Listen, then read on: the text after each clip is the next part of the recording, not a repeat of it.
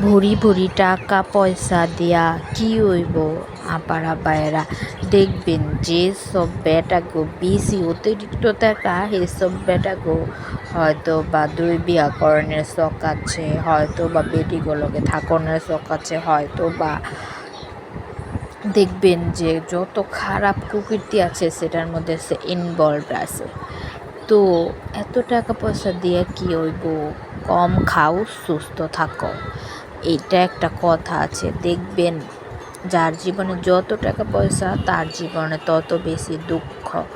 তাই অত বেশিও টাকা না অত কমও টাকা না, সেই সামঞ্জস্যটুকু যদি থাকে তাহলে সুখ বেশি দূর না। সুখ খুঁজা লইতে দেরি হইব না।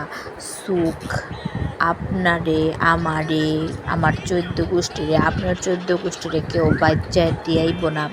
সুখ জীবনে নিজের অর্জন কইরা উপার্জন কইরা লইতে হইব আপারা ভাইরা।